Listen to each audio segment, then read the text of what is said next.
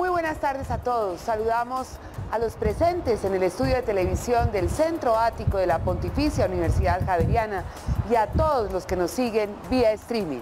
Sí o no, el poder de los argumentos es un espacio organizado entre el portal noticioso La Silla Vacía y la Pontificia Universidad Javeriana. Las reglas del debate son las siguientes. Al inicio, los asistentes podrán votar por el sí o por el no, acorde con la percepción que tengan sobre el tema. Los dos invitados tendrán 10 minutos para defender su tesis. Juanita León, directora del portal noticioso La Silla Vacía, y un académico de la Pontificia Universidad Javeriana harán las preguntas y podrán contrapreguntar. Los invitados podrán redondear el tema. Al finalizar el debate, los asistentes votarán nuevamente por el sí o por el no. Ganará el debate quien logre cambiar la percepción del auditorio. Bienvenidos a Sí o No, el poder de los argumentos. Muy buenas tardes de nuevo a todos ustedes, a los que están aquí en el auditorio del Centro Ático de la Pontificia Universidad Javeriana y a quienes nos están viendo vía streaming en este nuevo debate, sí o no, el poder de los argumentos. Este es un espacio de debate organizado por el portal noticioso La Silla Vacía y por la Pontificia Universidad Javeriana. En la tarde de hoy hemos escogido un tema realmente interesante, realmente pertinente, de actualidad. ¿Votar nos hace un mejor país? Esta pregunta, que parece sencilla, supera la simple pregunta del abstencionismo o de por qué o por quién ir a las urnas. Es encontrar y valorar el real significado de participar en unas elecciones, participar en una votación y cómo ello impacta al país. Recuerdo entonces la pregunta del debate: ¿votar sí o no nos hace un mejor país? Antes de presentarles a ustedes, a nuestros invitados, quienes van a elaborar y a presentar sus argumentos, queremos mostrarles un sondeo de opinión que se realizó a través de la Dirección de Comunicaciones de la Pontificia Universidad Javeriana. Le preguntamos a las personas qué opinan de esta pregunta. Los invito a que veamos el resultado del sondeo.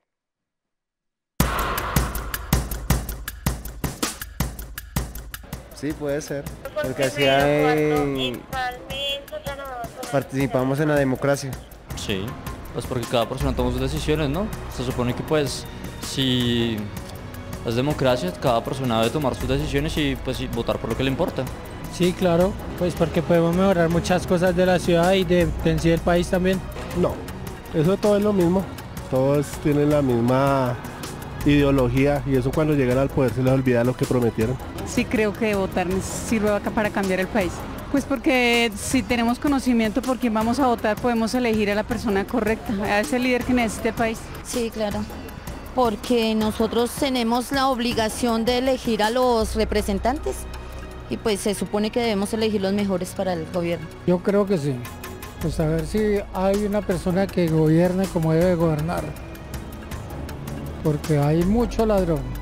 No creo, sigue lo mismo, la misma situación, no cambia nada, al contrario, peor, porque los nuevos traen nuevas reglas y nadie las conoce ni las cumple. Sí, es bueno para la democracia, pero si fuera una verdadera democracia, pero no estamos en una verdadera democracia.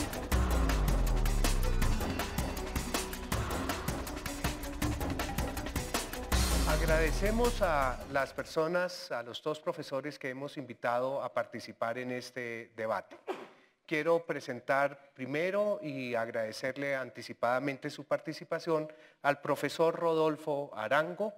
El profesor Rodolfo Arango es abogado de la Universidad de los Andes, tiene maestría en filosofía en la Universidad Nacional de Colombia y doctorado en Derecho Constitucional en Alemania.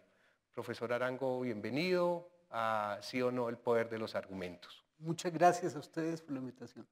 También nos acompaña el profesor Sergio de Zuviría. El profesor Sergio de Zuviría es filósofo de la Universidad de los Andes, máster en políticas culturales y sociales y doctor en racionalidad de universidades españolas. Y nos acompaña también esta tarde en el debate, profesor Sergio, bienvenido a Sí o No el Poder Muchísimas de gracias los por la Argumentos. invitación. Bueno, culminada esta etapa y este momento de la presentación de las personas que van a debatir, invito a las personas que nos están siguiendo a que expresemos nuestra opinión sobre si votar nos hace sí o no un mejor país. Y para ello vamos a votar. Entonces, las personas que están aquí en el estudio de televisión del Centro Ático han recibido previamente un dispositivo para que puedan expresar su opinión. Si están de acuerdo con el sí, por favor pueden indicarlo a través del número 1. Si están de acuerdo con que no nos hace un mejor país el votar, pueden presionar el número 2. Para las personas que nos siguen vía streaming, pueden también participar ingresando al sitio web de la Pontificia Universidad Javeriana, www.javeriana.edu.co, y allí encontrarán un espacio donde pueden también expresar su opinión. Por favor, entonces, procedemos a hacer la votación. Ya saben, presionando número 1 para quienes consideren que sí nos hace un mejor país votar, y presionar el número 2 para quienes consideran que no nos hace un mejor país votar. Podemos proceder. Mientras tenemos los resultados de la votación, quiero saludar a nuestros periodistas acostumbrados en estos debates del sí o no, el poder de los argumentos. Juanita León, directora del portal noticioso La Silla Vacía. Juanita, buenas tardes, bienvenida nuevamente a este espacio. Hola Jairo, gracias y bienvenido. José Vicente Arismendi, director de la emisora Javeriana Estéreo. José Vicente, bienvenido nuevamente a Sí o No al Poder de los Argumentos. Muchas gracias. Bueno, estamos pendientes de los resultados de la votación y tenemos que en esta primera votación tenemos el siguiente resultado. Por el sí votamos el 83% de las personas que están en este auditorio y por el no el 17%. Preciso que el profesor Arango va a defender el sí, que tuvo la mayor votación, y el profesor de Subiría el no, que tuvo la menor votación en este primer ejercicio. De acuerdo con las reglas de este programa, vamos a iniciar el debate dándole la oportunidad a cada uno de nuestros invitados para que presenten sus argumentos y sus posiciones en 10 minutos. Previamente, quiero advertir, se hizo un sorteo para decidir cuál era el orden de inicio del debate, resultando favorecido en este sorteo el profesor Arango. Entonces, profesor Arango, tiene usted 10 minutos para presentar sus argumentos de por qué votar sí nos hace un mejor país. Muchas gracias. El derecho al voto es sinónimo del sufragio universal.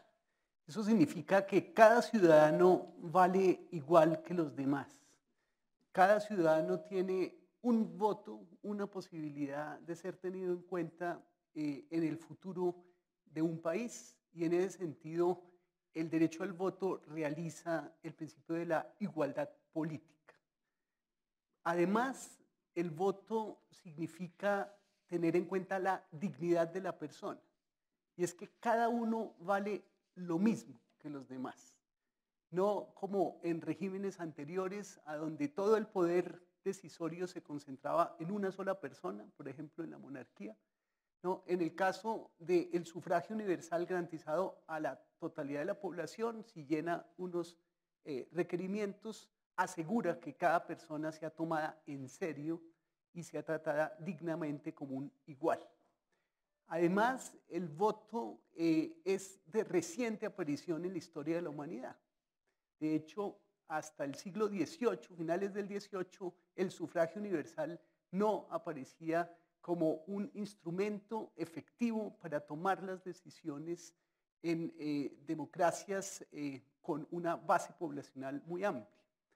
Eso significa que ese reciente instrumento está hasta ahora poniéndose en práctica. Al inicio se hablaba de una democracia censaria, y es que solo podían votar los que llenaban ciertos requisitos: ser hombres, adinerados, pertenecer a una clase social. O posteriormente, con el avance de la democratización de las sociedades, fueron ya hombres mayores de edad y mujeres las que pudieron votar. Finalmente se amplió también a todas las razas, prohibiendo la discriminación racial. En ese sentido, el derecho al voto es sinónimo de una democratización de la sociedad. Hay muchas objeciones frente al derecho al voto y es cómo realizar efectivamente que las preferencias de los individuos se reflejen en la manera como se gobierna un país. Y esas críticas muy, digamos, justificadas a la democracia representativa o indirecta, ¿no?, proceden de sectores que quieren más instaurar una democracia radical, total, a donde no haya mediación. Sin embargo, el mundo no es perfecto y necesitamos acudir a mecanismos a donde las personas en sociedades masivas puedan ejercer ese derecho al voto, esa convicción de que pueden dirigir los destinos a través de sus representados. Y en ese sentido tenemos un mecanismo que es el menos peor, ¿no? Porque la democracia directa, no mediada por los representantes, es algo hermoso, pero como dice Rousseau, irrealizable.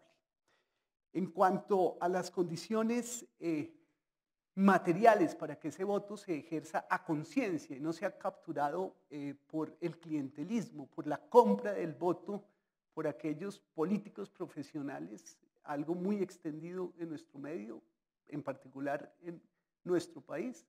No, para combatir eso, el ideal sería que el ciudadano tuviera asegurado unos mínimos materiales, de forma tal que no tuviera que vender su voto al mejor postor. Y ahí el problema no es el derecho al voto, el problema es la pobreza, el problema es la falta de dinero que lleva a las personas a no ejercer plenamente el derecho al voto, sino simplemente venderlo al mejor postor de forma tal que salga de sus necesidades. En ese sentido, es necesaria una regulación del dinero en la política, ya que tenemos la experiencia de que quien más dinero invierta en la propaganda, en el marketing político, tiene la mayor opción de lograr la mayor cantidad de votos. Y en ese sentido las democracias están en riesgo. De hecho, hay algunos que hablan incluso de que el advenimiento de una época postdemocrática ya es una realidad, y es que el dinero sesga totalmente las votaciones y ya no es realista pensar en un sistema electoral basado en el voto libre, en ese sufragio universal tan ideal, porque el dinero determina en las sociedades capitalistas avanzadas lo que sería ese voto. La manera de enfrentarlo no es abolir el voto y buscar otros mecanismos, sería regular el dinero en la política. Se ha pensado seriamente en, por ejemplo, prohibir la incidencia del dinero privado, legal o ilegal, en las campañas electorales, de forma tal que exclusivamente tuvieran que ser financiadas esas campañas electorales por los dineros públicos, mediante un control estricto del uso de esos dineros. Y en cuanto al acceso a los medios de comunicación, se ha pensado que este debe ser estrictamente regulado para que sea equitativo por parte de los candidatos, de forma tal que no pase lo que pasa hoy en día, que los medios privados, las grandes empresas, los grandes conglomerados, desde mucho antes prefabrican el voto, de forma tal que el sector privado invierte en su candidato como si se tratara de una carrera de caballos, ¿no? Y asegura, ¿no?, que esas personas que son elegidos sean los que representen intereses muy concretos de la sociedad, burlando el interés general de toda la población.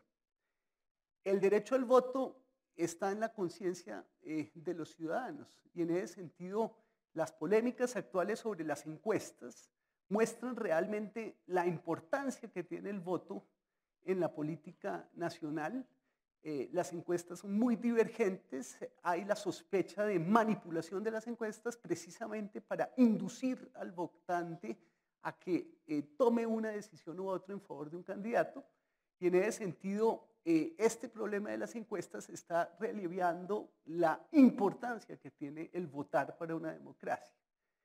Colombia no es un modelo de democracia, la abstención es demasiado alta, más del 50% de la gente habilitada para votar no vota, el abstencionismo favorece a las clientelas, ¿no? Permite que esos que ejercen la política profesionalmente a través del clientelismo, que hoy utilizamos el eufemismo de la mermelada, que instaura la corrupción desde el gobierno, ¿no? Esos que se abstienen le favorezcan, le hagan fácil el camino a esos políticos clientelistas profesionales, con lo cual se acaba burlando el interés general de la población. Pero de nuevo, el problema no está en el sufragio universal, el problema no está en el voto, el problema está en la cultura.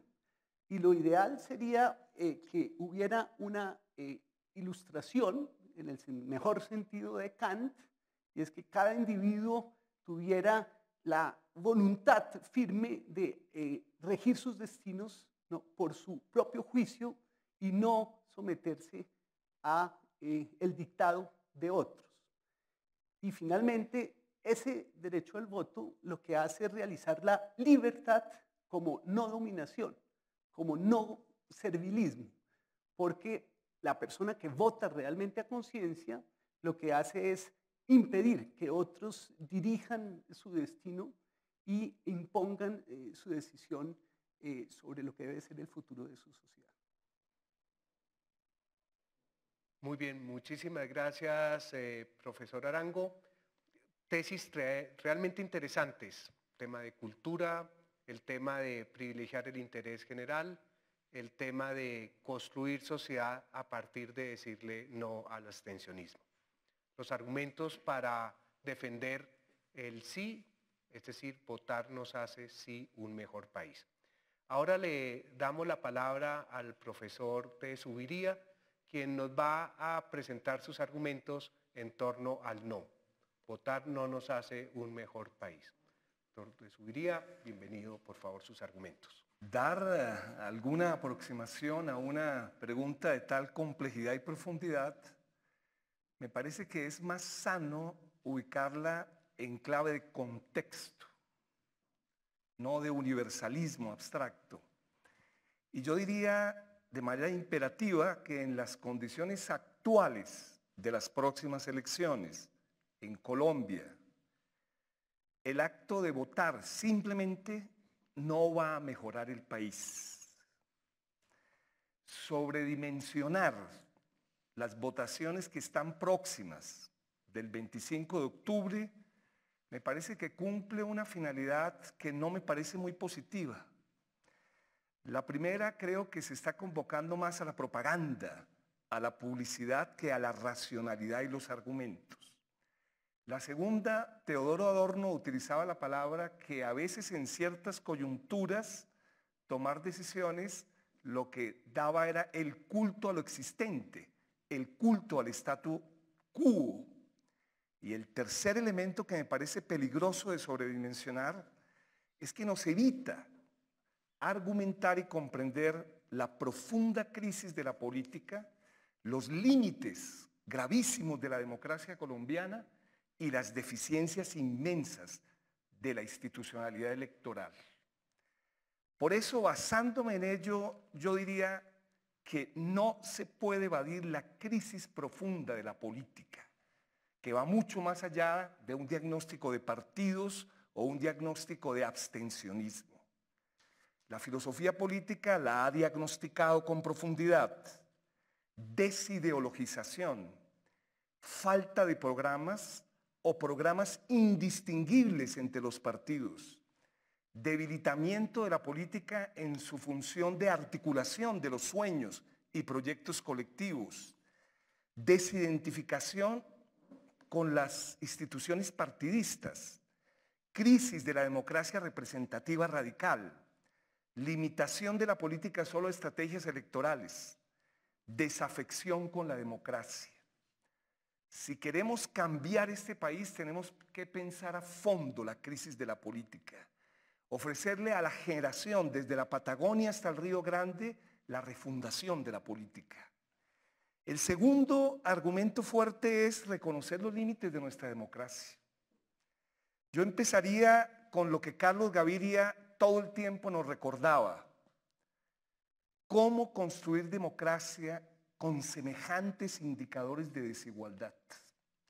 Y en la conferencia de Johan Galtung, hablando sobre el proceso de paz, dice algo hasta aún más radical para la autoconciencia nuestra: no habrá paz si no se mitiga la miseria y la violencia. Sin democracia mínima social, sin unos ciertos niveles de democracia material, realmente es muy difícil construir democracia. Dos hechos en Colombia son patéticos. Es el país de mayor concentración oligopólica de los medios y la propiedad sobre los medios de comunicación por dos familias.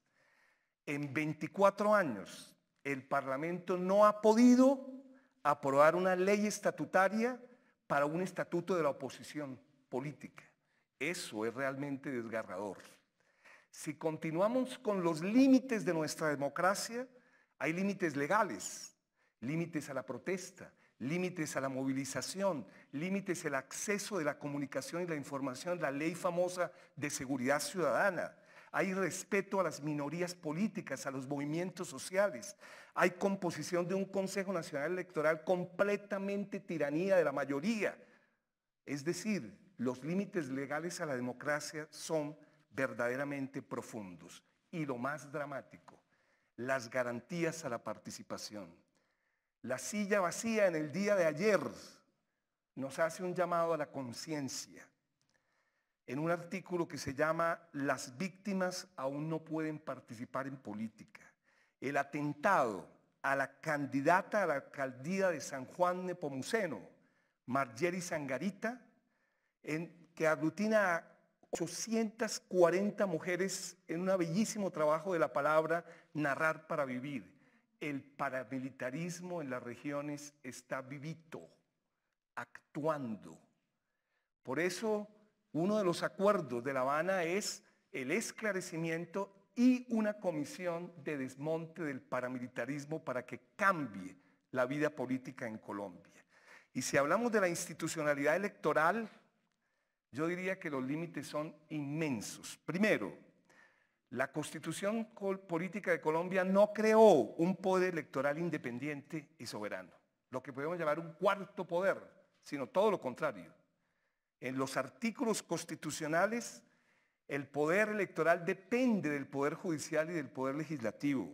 Hay una tiranía de las mayorías parlamentarias para elegir el Consejo Nacional Electoral y el registrador.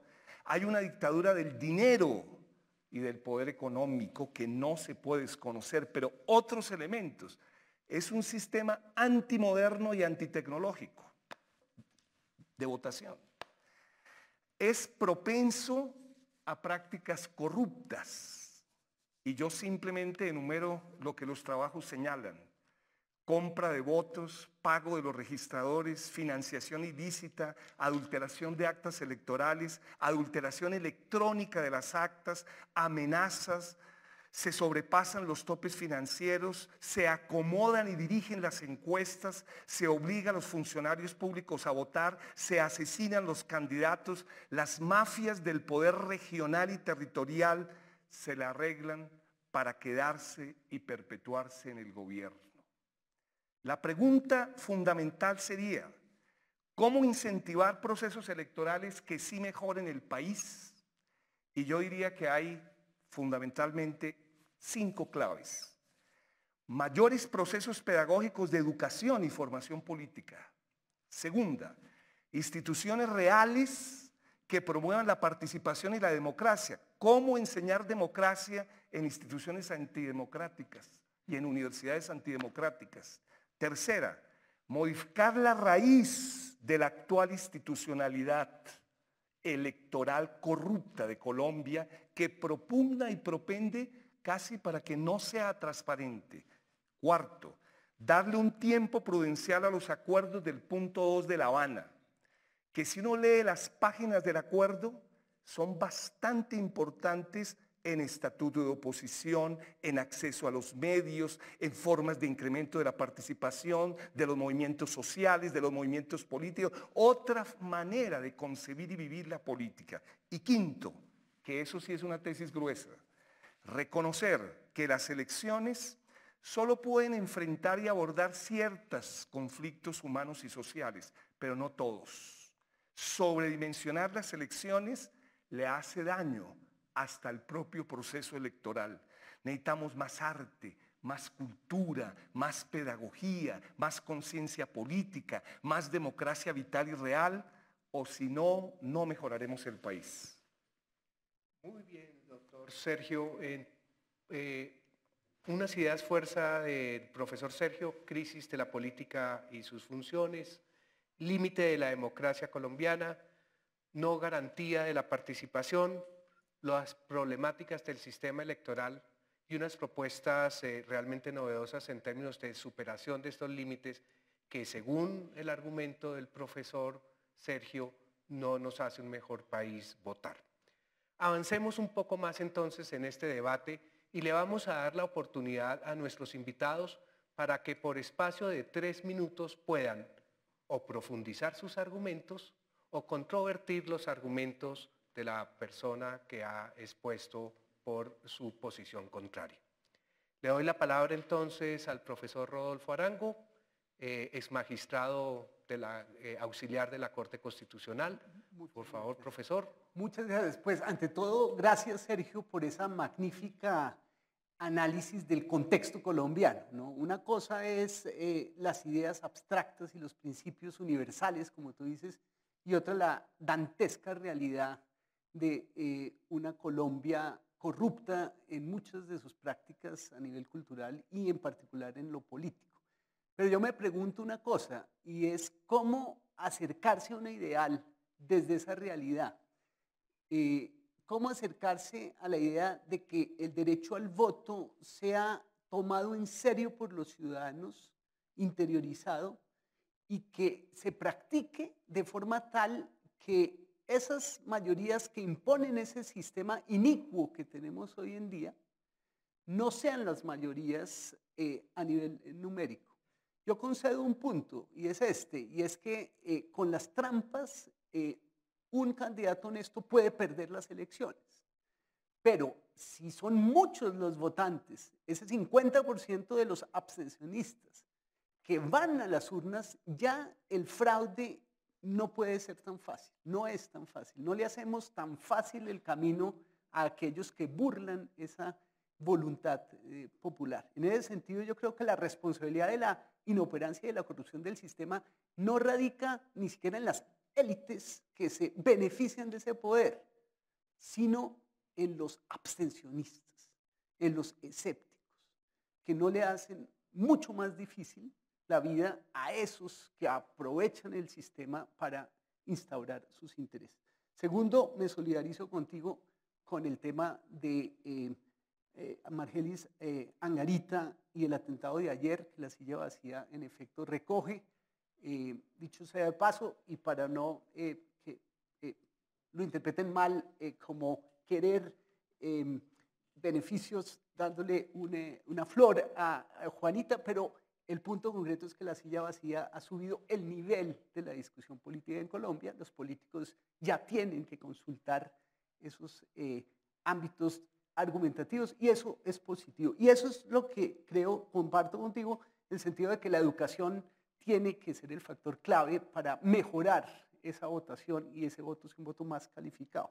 En ese sentido, los peligros de la violencia hay que superarlos, pero hay que superarlos, y ahí La Habana es fundamental, y coincido también en el sentido de que tenemos una época abierta de repensar nuestro sistema político y sobre todo el Estatuto de Garantías a la Oposición para construir una verdadera democracia sin desigualdad, sin esa extrema desigualdad.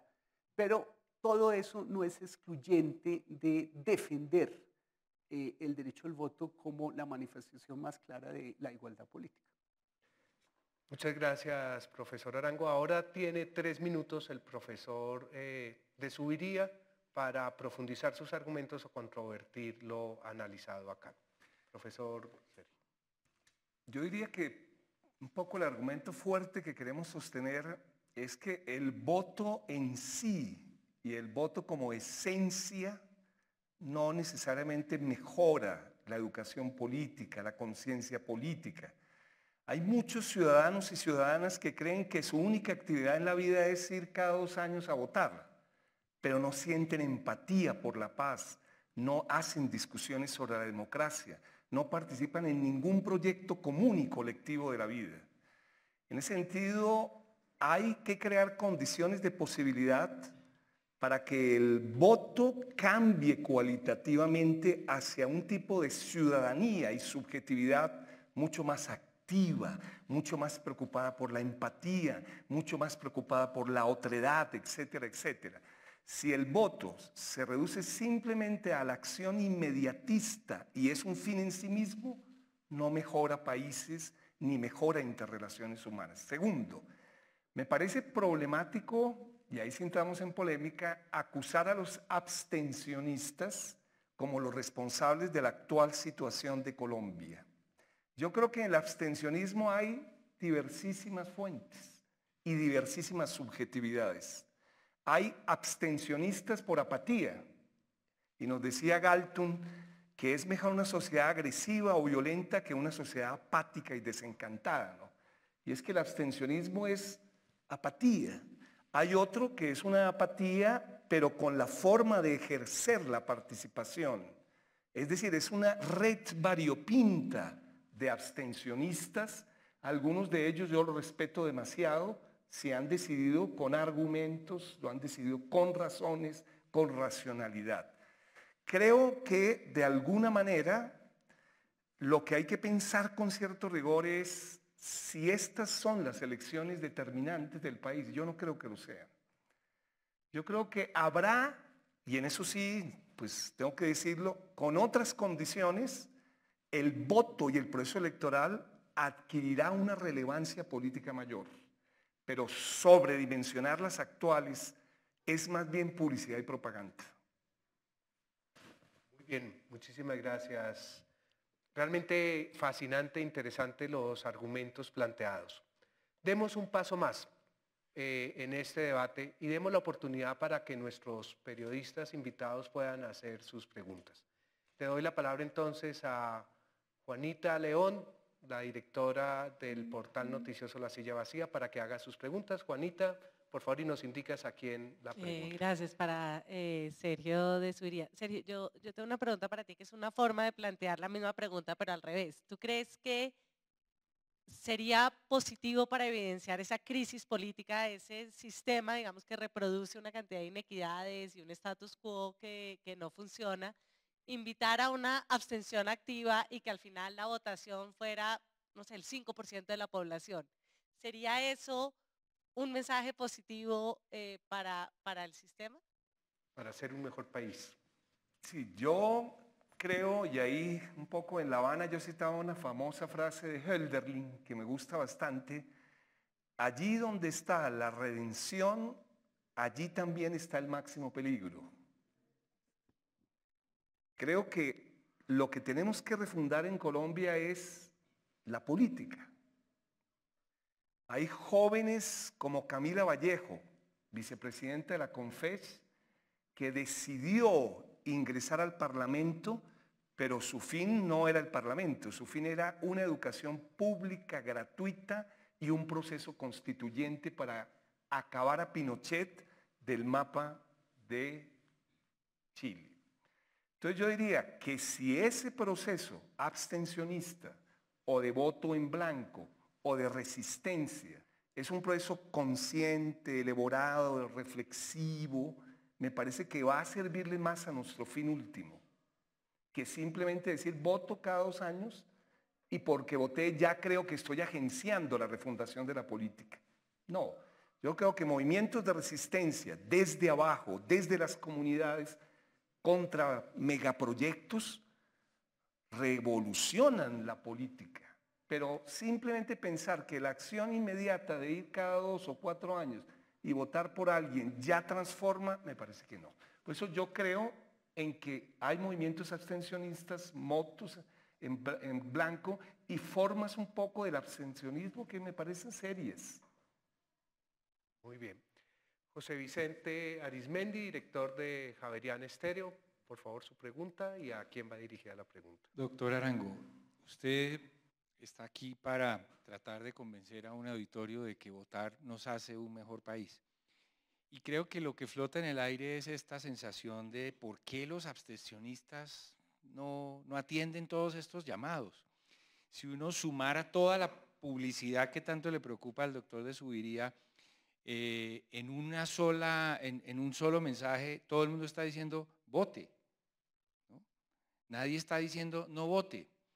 ¿No será que es que la persona dice, pero es que el mío no es sino un voto y en un país de 40 millones de habitantes, si yo no voy nadie se da cuenta?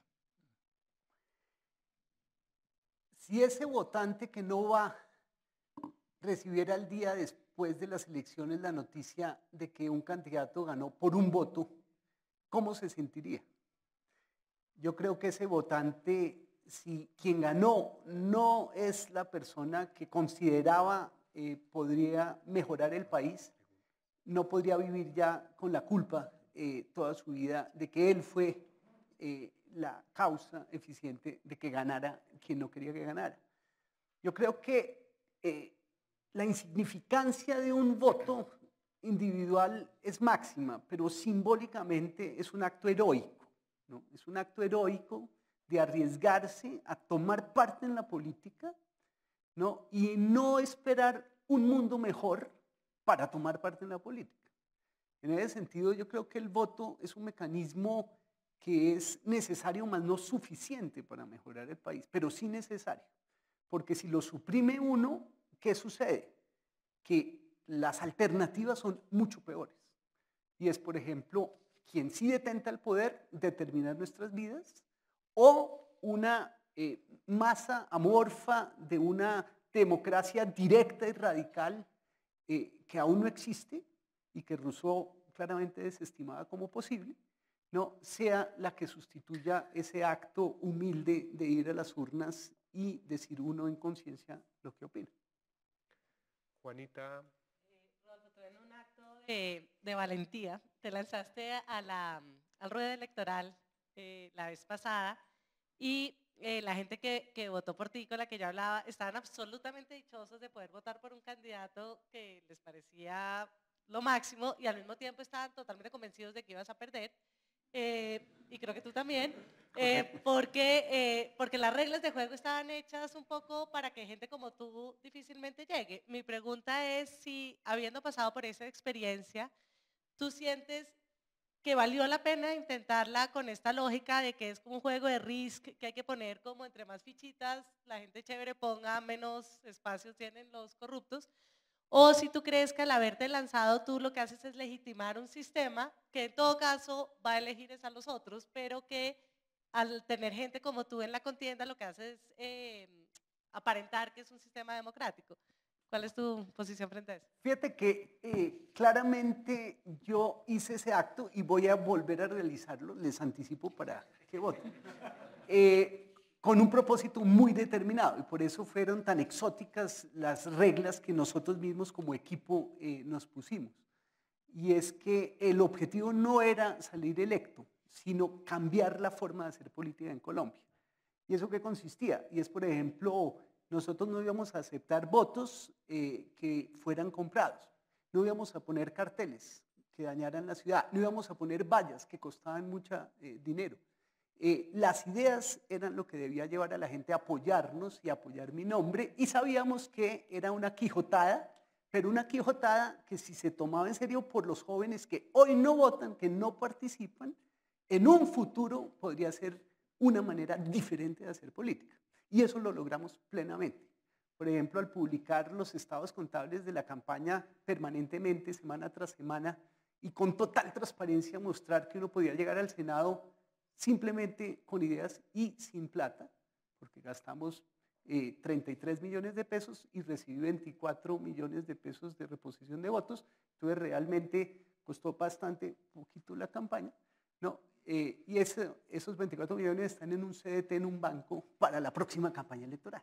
Entonces, como te digo, el propósito no era ganar, nos faltaron 2.000 votos, y el propósito era mostrarle a los jóvenes que vale la pena morderles el terreno a los profesionales de la política. Bien, José Vicente. Profesor de Subiría, dígame si traiciono lo que usted quiere decir. Si este fuera otro país, votaríamos, pero como estamos en Colombia, entonces no votemos casi, abstengámonos.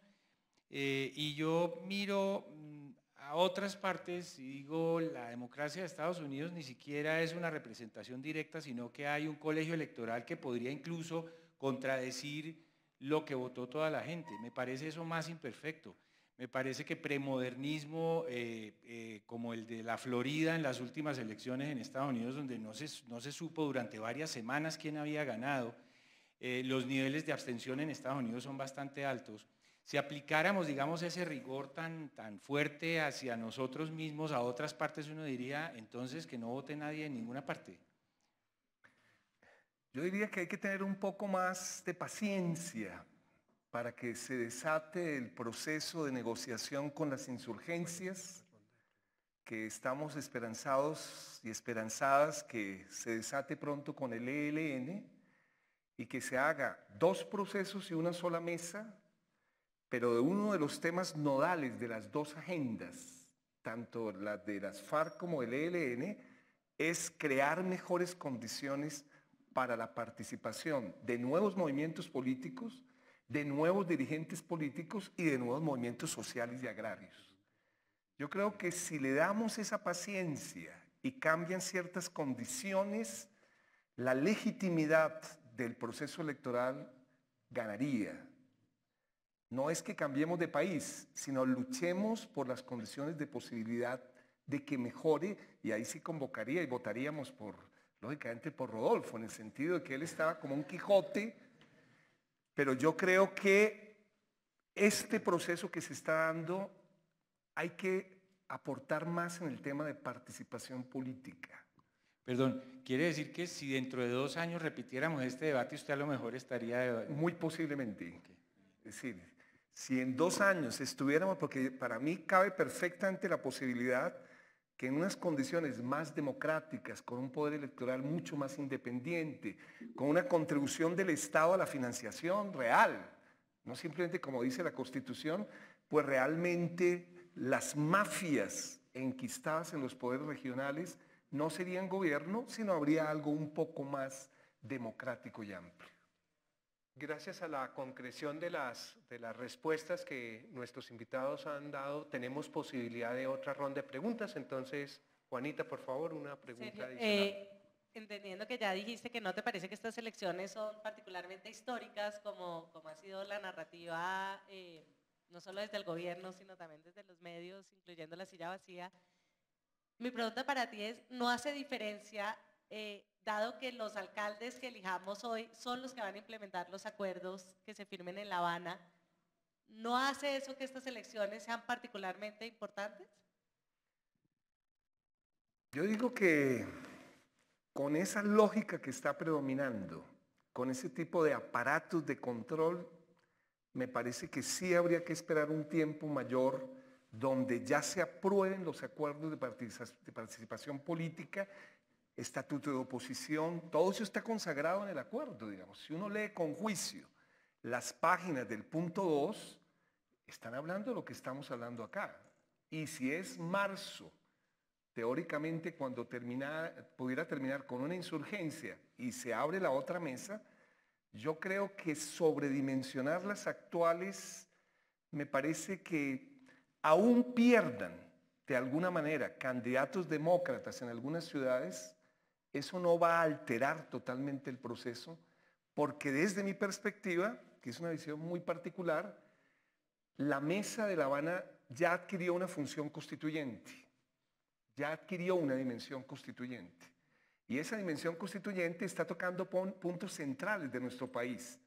No solo el problema agrario, la participación política, sino una jurisdicción especial restaurativa para todos y todas los que han participado en el conflicto. Entonces me parece que esa función constituyente real, efectiva, es muy importante lo que está pasando. Pero si ganó en Bogotá tal o tal, pues me parece que no va a ser determinante para ese proceso. Pero una contrapregunta, ¿y tú crees que el problema es un problema de reglas de juego que cambiarían con esos acuerdos políticos? ¿O es un problema de evolución casi que biológica de la conciencia de los ciudadanos a futuro? Por eso yo en el primer punto siempre insisto, tal vez por mi tradición de profesor universitario, creo que en eso Maquiavelo tenía razón totalmente en toda su obra, y es que lo primero que hay que hacer es una mejor educación política, un proceso pedagógico de formación política. Si yo le pregunto a mis estudiantes qué es política y qué teorías de la política hay, no entienden. Creen que política simplemente es Estado, partidos y gobierno. Hay una, como dice Álvaro García Linera, en América Latina vivimos una contracción de la política. Y esa propia contracción la ha debilitado en sus funciones. Creo que el propio Marx en la cuestión judía lo sabía perfectamente. Cuando se declaran diferencias no políticas, la cultura, la ocupación, pues se contrae y se debilita. Es decir, el proyecto de la modernidad tiene una relación un poco compleja con la política. Y lucha es porque la generación que queda, ustedes, refunden la política donde está la máxima redención y el máximo peligro, como para los griegos. Hay un tema que nos queda para un próximo debate tremendamente interesante que plantea el profesor de Zuviría, y es si en La Habana se está ejerciendo una función constituyente de alguna manera. Tema realmente apasionante y de mucha discusión. José Vicente, su pregunta.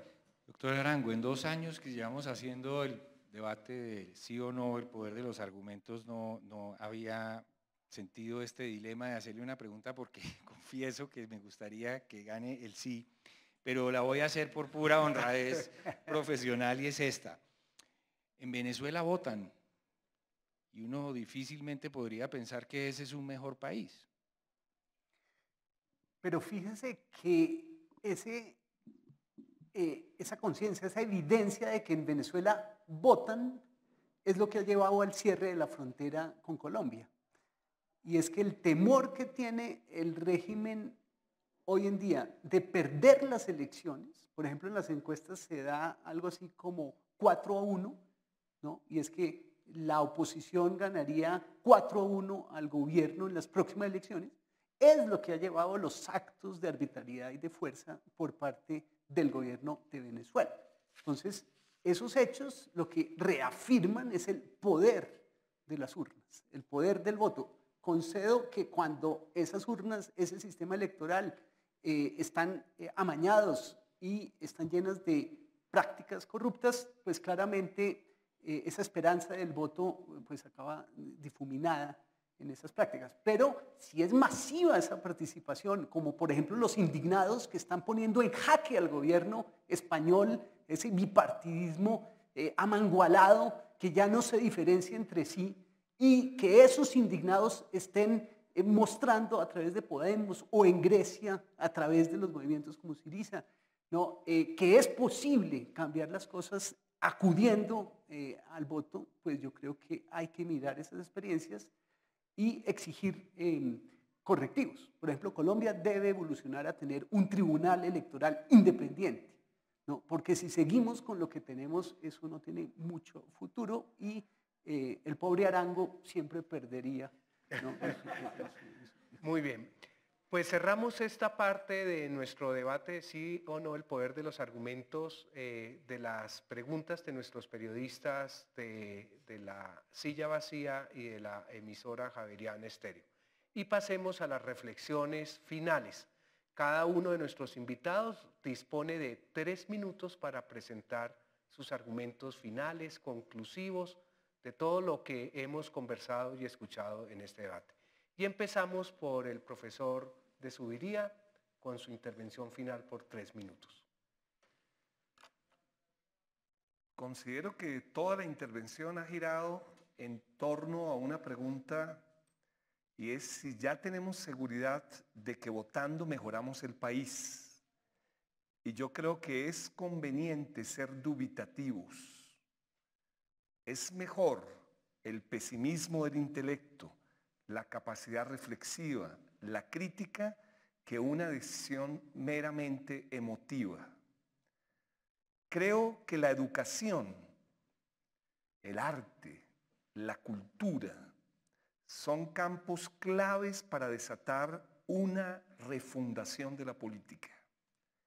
Y creo que no viviremos nuevamente 100 años de soledad, porque creemos que fundando una manera más afectiva, mucho más legítima de la política, las sociedades sí pueden cambiar. Pero las elecciones son solo un momento de la política, no son el todo. Muy bien, muchísimas gracias, profesor Sergio. Ahora tiene 3 minutos el profesor Arango para su argumentación final o conclusiva. El profesor Sergio de Zuviría trae un argumento muy importante y contundente al escenario, y es que votar legitima el status quo en Colombia en las circunstancias en que vivimos actualmente. Y yo quiero defender la tesis contraria, y es que no votar es lo que le hace fácil la vida a los que están en el status quo, ¿no? Entonces, el reto sería cómo convencer a unas gran cantidad de personas escépticas, desencantadas de la política, que están dominadas por lo que hoy se llama la impolítica o la despolitización, y que se han sustraído del ámbito público y se han privatizado en sus preocupaciones, ¿no? Esas personas, ¿cómo llamarlas a que reconsideren una actitud muy comprensible de autodefensa, de autoprotección frente a la manipulación permanente de los organismos que se encargan de la democracia representativa, y que esas personas se atrevan a asumir el riesgo no solo de votar, sino ellas mismas de someterse a las posibilidades de ser electos y representar a otros. Eso es un acto de altruismo, ¿no? Piensen en los ediles de una gran ciudad como Bogotá. Esas personas sí que saben lo que es civismo, lo que es ciudadanía, y es construyendo en las calles, ¿no?, esas voces, dándole posibilidad a esas voces que por lo general no accederían a las instancias gubernamentales, que se expresen y que participen. Y cuando esas personas que se arriesgan a presentarse como candidatos proceden de la misma comunidad, ¿no?, aún mayor valor tiene el ejercicio del voto. Entonces, concluyo, tenemos que combatir la despolitización en una sociedad capitalista que todo lo rige por el signo de los pesos y del dinero. Tenemos un riesgo latente, y es que la cultura está siendo carcomida por la economía. Y la pregunta es, ¿cómo enfrentar ese fenómeno? ¿Replegándose y absteniéndose, o por el contrario, saliendo a la defensiva, ¿no?, y disputándole en las urnas a los corruptos ese poder? Muchísimas gracias. Hemos terminado esta parte del debate, sí o no el poder de los argumentos, en torno a la pregunta: ¿votar nos hace un mejor país, sí o no? Al iniciar el debate tuvimos oportunidad de expresar nuestra opinión votando a través de unos dispositivos que les entregamos a las personas que están en este estudio de televisión del Centro Ático de la Pontificia Universidad Javeriana, y tuvimos un resultado. Después de escuchar a nuestros profesores invitados con la riqueza de sus argumentos y planteamientos, quisiera invitar nuevamente a quienes estamos aquí en el estudio de televisión del Centro Ático a que expresemos nuestra opinión votando nuevamente. Recordemos, para el sí nos hace un mejor país votar, presionar el número 1, quienes consideremos que votar no nos hace un mejor país, presionemos el número 2. Mientras tenemos los resultados de la votación, quiero reiterar mi agradecimiento muy especial al profesor Arango, ex magistrado auxiliar de la Corte Constitucional, por su asistencia, por su participación en este debate. Muchísimas gracias, profesor Arango. Igualmente al profesor Sergio de Zuviría, miembro de la Comisión Histórica de La Habana, por su presencia, por su argumentación, por sus planteamientos. Realmente muy útil su presencia y sus argumentos en este proceso. Creo que ya tenemos los resultados de la votación. Recordemos que en la primera votación por el sí nos hace un mejor país era 83% y por el no era el 17%.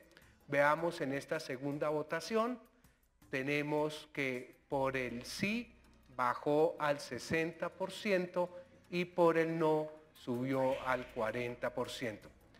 Creo entonces que recordemos las reglas de este debate, el que logre cambiar las percepciones es el ganador de este debate es el profesor de Zuviría en sus felicitaciones.